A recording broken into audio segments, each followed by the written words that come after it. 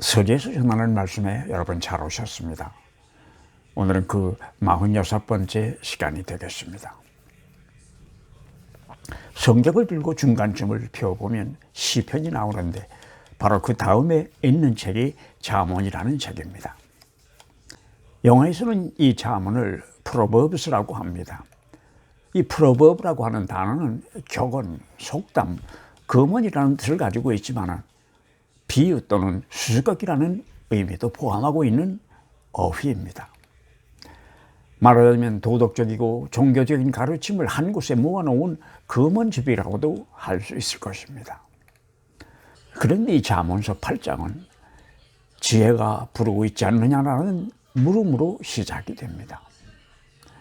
이것은 답을 요구하는 질문이라기보다는 주의를 환기시키기 위하여 의문문의 형식을 취하고 있는 것입니다.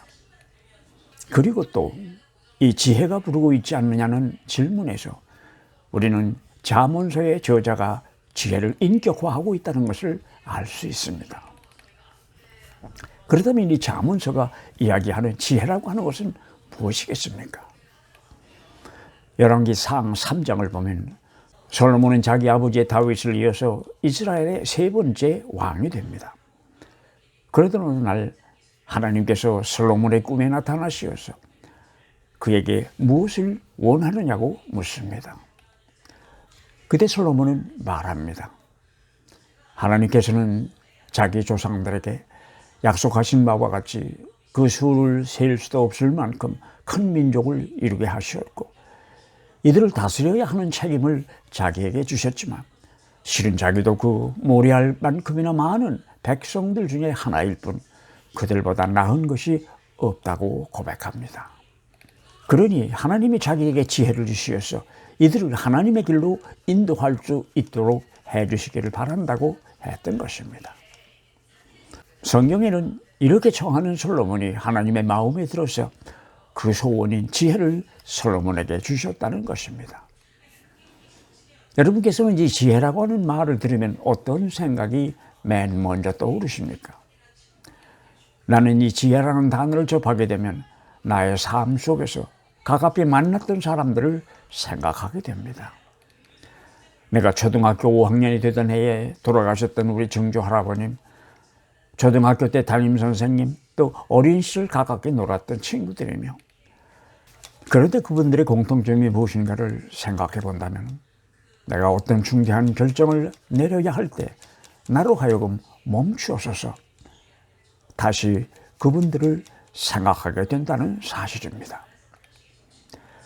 우리는 지혜와 지식이 다르다는 것을 알고는 있지만 일상생활에서는 지식이 바로 지혜인 것으로 착각을 하는 경험을 하게 됩니다. 그래서 학교라고 하는 것도 원래는 지식과 지혜를 배우고 익히는 곳이었는데 어쩌다 보니 요사이는 학교라는 곳이 지식을 팔고 사는 곳으로 전락하고 말았다며 슬퍼하는 사람들을 보게 되었습니다.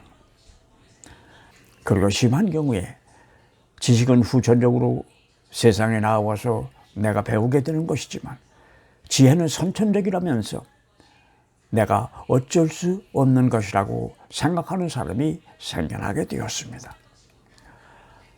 그리고 더욱 위험한 생각은 지혜와 꾀를 같은 것으로 착각하는 것입니다. 잠언서는 지혜를 1인칭으로 서술하고 있기 때문에 이 부분을 읽어 나아가다 보면은 하나님의 영을 자연스럽게 만나게 된다는 생각을 하게 됩니다. 오늘은 그들 중에서 몇 가지를 생각해 보려고 합니다.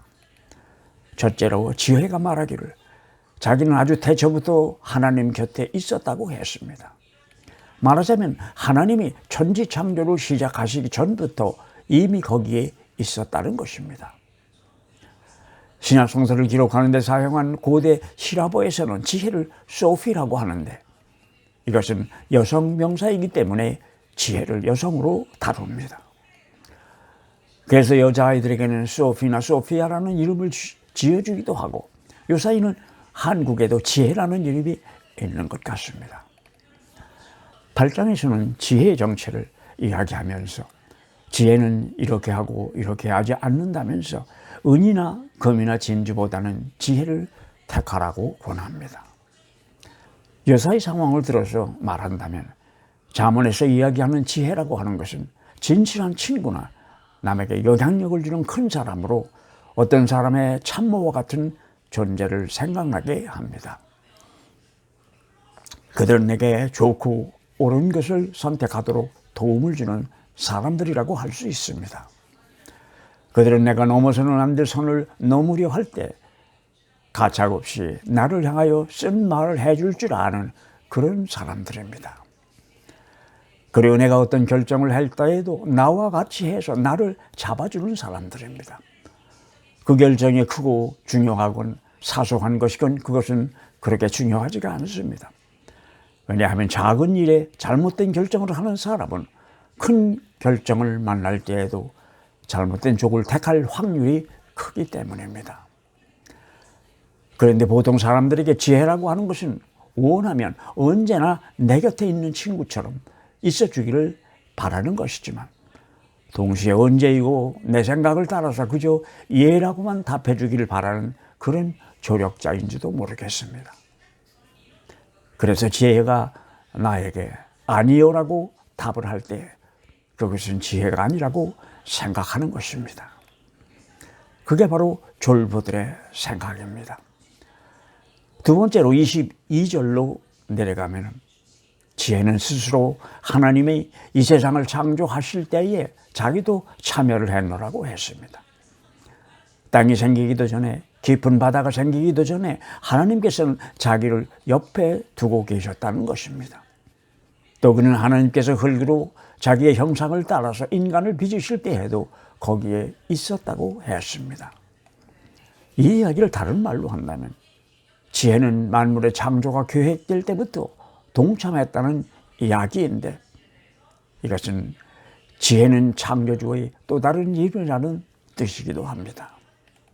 여기서 우리는 지혜를 자연의 신비와 연결하는 잠언서 저자의 속 생각을 엿볼 수 있습니다. 또 32절로 내려가면 지혜는 젊은이들을 향하여 자기에게 귀를 기울이라고 속삭입니다. 하나님의 영이신 이 지혜에 귀를 기울인다면 하나님이 주신 복을 누릴 것이며 그 뜻을 어기지 않는다면 하나님이 주신 우리의 삶 속에서 의미를 찾을 수 있을 것이라고 합니다. 그렇다면 참과 거짓을 구별하기 어려운 21세기를 살아가고 있는 사람들에게 지혜라고 하는 단어가 주는 의미는 무엇이겠습니까? 어떤 여성주의 신학자는 말하기를 우리가 지혜의 참모습을 이해할 수 있다면 하나님의 여성적인 또 다른 면을 알 수 있을 것이라고 했습니다.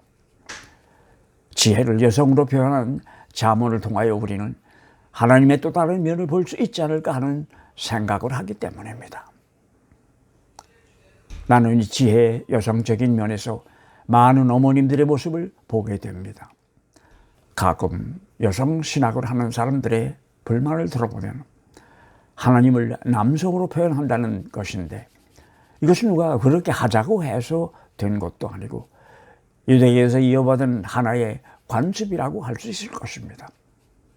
그리고 또 하나의 이유는 서양의 언어들이 대명사를 자주 사용하는데 불행하게도 거기에는 남성, 여성, 중성의 세 가지 성밖에는 없으니 하나님 이트라고도 할 수 없고 그래서 he 아니면 she가 되기 때문입니다. 그 뒤에 모든 것을 남성, 여성, 중성으로 구별을 해야 직성이 풀리는 것이 서양의 문화라면 하나님은 남성인 동시에 여성일 수밖에 없을 것입니다. 그러나 또 한편으로는 하나님은 남성도 여성도 아니신 분이라고 할 수 있을 것입니다. 나는 이 잠언서를 읽으면서 하나님께서 당신의 형상을 따라서 인간을 창조하셨다는 의미를 더 깊고 더 넓게 이해할 수 있을 것 같다는 생각이 듭니다. 지혜란 영을 통하여서 우리에게 주시는 하나님의 마음입니다. 그 지혜와 가까이 한다면 우리는 하나님과 더 가까워질 수 있을 것입니다. 그래서 그 지혜는 하나님이 바라시는 우리가 될 수 있도록 도울 것입니다. 하나님께서 선물을 고르라고 하실 때 솔로몬의 지혜를 구했다는 이야기는 누구나 잘 아는 것이지만 이 이야기 속에 있는 알맹이는 잊고 있는 경우가 많은 것 같습니다. 그것은 솔로몬이 자기를 위하여 지혜를 구하지 않았다는 사실입니다. 하나님께서 그에게 맡기신 백성들을 위한 것이었습니다. 기도라고 하는 것도 그런 것 같습니다. 내가 나를 위하여 기도할 때는 하나님은 가끔 못 듣는 척도 하시지만 내가 다른 사람을 위하여 기도할 때면 하나님께서 더 관심을 주신다는 것을 우리가 알기 때문입니다. 그런데 근래 와서는 재치나 꾀라고 하는 것을 지혜와 혼동하는 사람들을 자주 만나게 됩니다. 하도 답답하니 안 할 수가 없어서 한마디 해야겠습니다. 저는 국회에서 대정부 질문하는 국회의원들이나 국무위원들의 답변을 인터넷으로 보면서 놀라지 않을 수가 없었습니다. 왜냐하면 그 질의 응답 속에서 지혜라고 하는 것은 별로 찾아볼 수가 없었기 때문입니다. 국회의 대정부 질문이라고 하는 것이 무엇입니까? 지금 정부가 시행하고 있는 것보다 더 나은 방법이 있는지를 같이 모색해 보자는 것이 아닙니까? 말하자면 지혜를 짜내자는 것입니다. 그런데 내가 본 그 장면들은 지혜보다는 재치나 얄팍한 꾀의 향연 같다는 생각을 금할 수가 없었습니다. 지혜가 그리워집니다. 여러분 감사합니다. 다음 주일 저녁 8시에 다시 뵙겠습니다.